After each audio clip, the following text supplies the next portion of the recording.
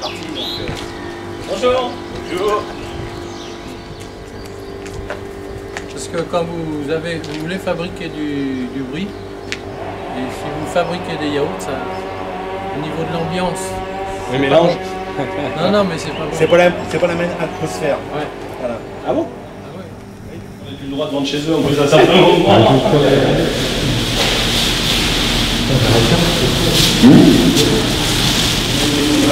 Ils sont prêts. Donc une fois la traite est terminée, le lait refroidi, on le charge dans le camion, on le ramène ici. Je fais passer mon client par la trappe et je le mets dans le tank à lait. Donc je stocke dans le tank à lait, après je le passe à mon pasteurisateur. Là c'est un pasteurisateur qui permet de chauffer le lait à 78, 80 degrés, ça dépend ce qu'on veut faire.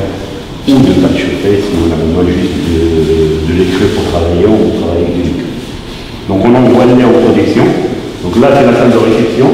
Cru, ça veut dire qu'en fait, il faut monter encore plus en température. Non, cru c'est rien. Rien, il va directement. On passe directement. Ça, je le fais uniquement quand je fais de la mozzarella. La mozzarella, je la travaille directement au cru. Et après, parce que la mozzarella, ça crasse au révélateur. Ouais. La mozzarella, on l'a fait long, on l'a fait la chauffe.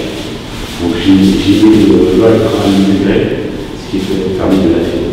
Alors là, il est entier, Cru 2 jours entiers. là, Je le fais entier. Le week-end, j'avais des crémeuses, pas une trappe, des crémeuses, juste là. Ici, ça permet seulement des températures de Monter en température. Oui, ça se fait. Pas de transformation. Non, juste on monte en température, on refroidit, et ça monte en fait, on continue. J'ai mis 500 litres. C'est le circuit qui monte en température. Ouais, en fait, ça monte en température, on échange là ici. En fait, il y a un mécanisme qui se fait. On vient, on a un circuit d'eau chaude, là on a une sacrée résistance d'eau chaude, et puis 60 kW la résistance. Donc ça fait de l'eau surchauffée, qui on échange avec le lait ici, ça monte jusqu'à 80 degrés. Et en fait, le lait quand il va sortir, il va recroiser le lait qui rentre, et ça permet de récupérer de l'énergie. En fait, quand on récupère, sur ce genre de matériel, on récupère jusqu'à 86% d'énergie. Donc le pasteur en lui-même, il a besoin de beaucoup d'énergie pour chauffer, pour démarrer.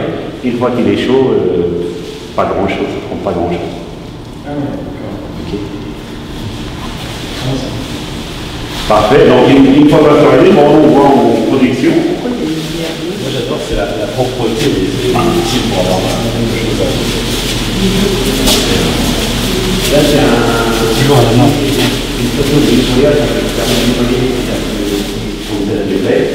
je transfère dans une bassine. Chaque bassine correspond à un bloc. Pour le bris, ça fait une bassine correspond à 2 bris. Pour les petits Saint-Germain qui sont plus petits, on fait 27 petits Saint-Germain. Je rajoute de la pression, je laisse caler une demi-heure, 3 quarts d'heure. Et après, une fois que c'est calé, ça devient yaourt en fait. Une fois que c'est calé, j'ai découpé mon cahier, j'ai 2 types de tranches cahiers. Il y en a un qui découpe en vertical, il y en a un qui découpe en horizontal. Je découpe des cubes. Une fois que j'ai découpé les cubes, le petit lait commence à sortir, je brasse un peu. Une fois que j'ai estimé que mon fromage est bien, je mets la bassine dans mon basculeur. Là, j'en ai mis qu'un. Normalement, je l'ai tenu bloc moule ici. Je lève mon basculeur et puis je ouvre. Une fois moulé, je laisse écouter sur la table. On laisse à peu près 2h30, 3h au écoutage avant de rentrer dans la phase de salage. Donc ici, salage. Donc là, dans le saloir, pas de production, ils sont déjà emballés. J'enlève mes fromages, je les mets sur les clés d'affinage, sur des grilles en inox. Et sur les grilles en inox, je saupoudre de sel. Du sel. Ouais. Et je retourne, je les retourne 2 heures après pour ressaler la deuxième face.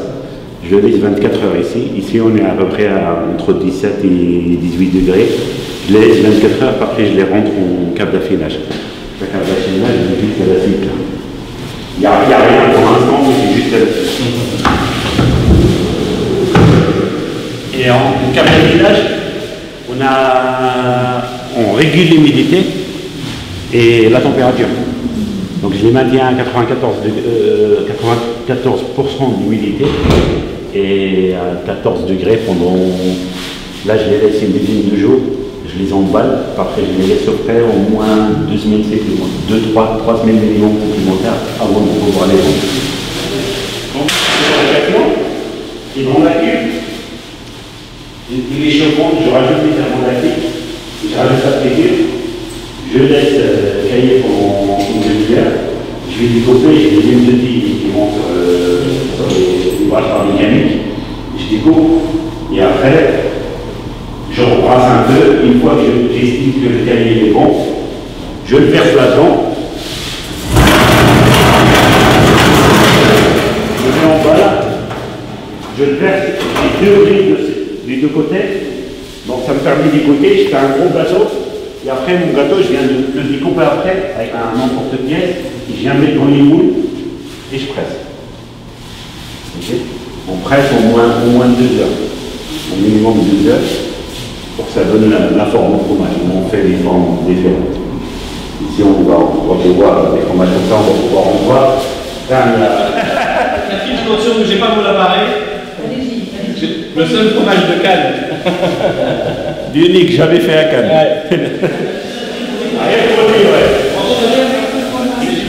Et après, ici, on a des différents poules.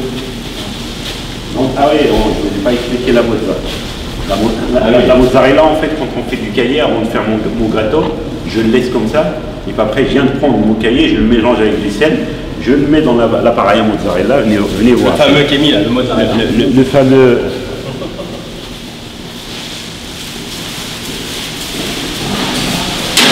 Des petites boules. Ouais, en fait, je le mets là, c'est un micrin avec un bras, et je mets de l'eau chaude. Donc ça va mélanger et ça va filer en même temps. Une fois que c'est filé, là il y a des vis en fin, ça vient prendre la pâte, et là je mets mon moule qui me fait les petites boules de mozzarella. D'accord, ça fait ça. Je mets généralement un backdown ici. Je voudrais bien voir si fonctionner ce... Ah, celui-là, ça va être marrant, celui-là. Ah oui, c'est un peu marrant. Tout là, dans le Stade de France. Tout ça, ça part. Tu fromage qui va au Stade de France. Ah bon? Ouais. J'ai accorsé celui-là. Et 2 mois de mai, là. Ouais, c'est fini, là. On pas goûté. Ouais, c'est pas bien. Le chêne. Voilà, là, ça sent le fromage. Ah oui. Ah oui. Ah, qu'est-ce qu'on est bien ici.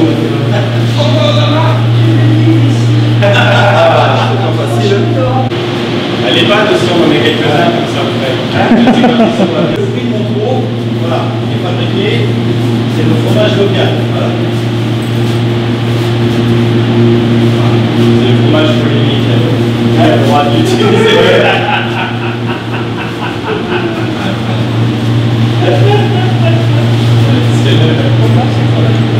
C'est parce qu'en fait, la mairie de Beauvau a acheté les droits, l'étiquette là. Et en fait,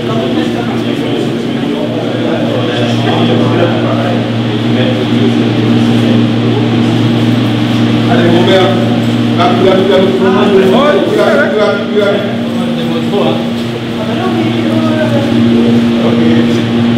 ils adorent faire des bons. non mais c'est ce qui reste, hein. Après c'est ce qui reste. Je vais tout oublier. Mais ça jamais. Celui-là, c'est les...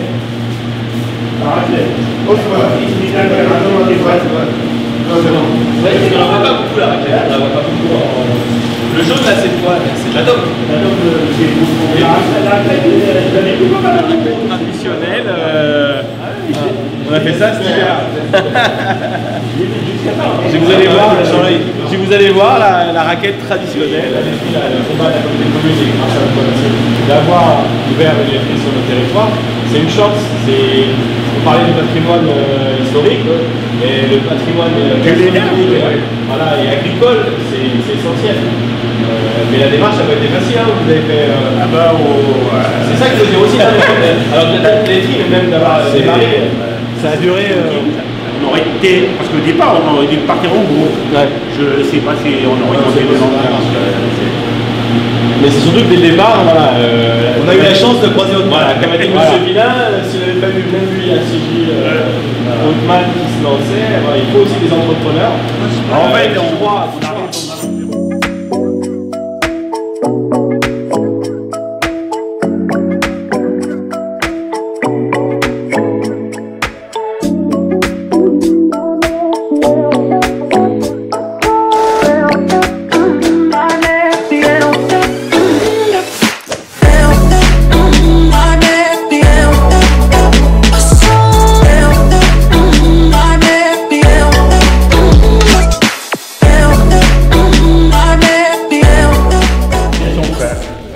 C'est goûteux, moi j'ai. Vous mangez pas de fromage? Non. Non. C'est libre. Si je parle pendant que je mange, ça fait des nœuds. Alors À chaque fois, on avait du rouge. Moi, je demande trop. Osman, vous aimez bien? Il y a beaucoup de fuites dans la presse, dans les laboratoires. Et le test Listeria, c'est une semaine. Pour la confirmation de la Listeria, c'est une semaine. Mais on se met en alerte dès qu'on a le premier qui dit il y a un soupçon. Et en fait, à l'époque, dès qu'on a un Ça soupçon, déclenchait partout. ça déclenchait partout. Principe de précaution, on ferme le bazar. Et puis une semaine après, en fait, il n'y avait rien. Sauf que, Oui, c'est ça, c'est ça.